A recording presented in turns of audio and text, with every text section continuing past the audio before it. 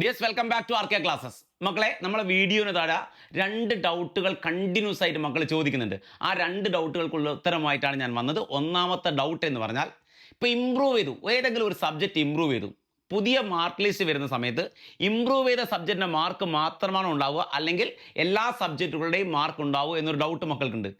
രണ്ടാമത്തത്, നമ്മൾ റീവാലുവേഷൻ കൊടുത്ത് മാർക്ക് കൂടിയാൽ നമ്മളെ ഗ്രേസ് മാർക്ക് നഷ്ടപ്പെടുമോ? ഓൾറെഡി നമുക്ക് ഗ്രേസ് മാർക്ക് ആ സബ്ജക്റ്റ് കിട്ടിയിട്ടുണ്ടെങ്കിൽ ആ മാർക്ക് നഷ്ടപ്പെടുമോ എന്ന ഡൗട്ടുണ്ട്.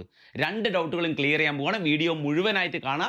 അതുപോലെ ആരെങ്കിലും ആദ്യമായിട്ടാണ് ചാനൽ കാണുന്നതെങ്കിൽ സബ്സ്ക്രൈബ് ചെയ്യാം മറക്കരുത്. എല്ലാ ഫ്രണ്ട്സിലേക്കും മാക്സിമം ഷെയർ ചെയ്യുക. യൂസ്ഫുൾ ഇൻഫർമേഷൻ ആണ്. അപ്പോൾ ഒന്നാമത്തെ ഡൗട്ട്, നമ്മൾ ഇമ്പ്രൂവ് ചെയ്തു, പുതിയ മാർക്ക് ലിസ്റ്റ് വന്നു. പുതിയ മാർക്ക് ലിസ്റ്റ് നമ്മൾ ഏത് സബ്ജക്റ്റാണ് ഇമ്പ്രൂവ് ചെയ്തത് ആ സബ്ജക്റ്റിൻ്റെ മാർക്ക് മാത്രമേ ഉണ്ടാവുള്ളൂ.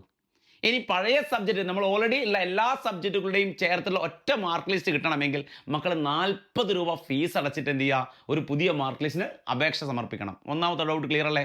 രണ്ടാമത്തെ ഡൗട്ട്, റീവാലുവേഷൻ കൊടുത്ത് മാർക്ക് കൂടിയാൽ, സപ്പോസ് നമുക്കൊരു സബ്ജക്റ്റിന് A+ ഉണ്ട്, അത് A+ ഉള്ളത് ഗ്രേസ് മാർക്കോട് കൂടിയാണ് നമുക്ക് A+ കിട്ടിയിരിക്കുന്നത്.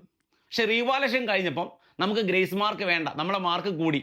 അപ്പോൾ ഗ്രേസ് മാർക്ക് ഇല്ലാതെ തന്നെ നമുക്ക് A+ ഉണ്ടെങ്കിൽ നമുക്ക് ഓൾറെഡി കിട്ടിയ ഗ്രേസ് മാർക്ക് പോകുന്ന ഡൗട്ടില്ലേ?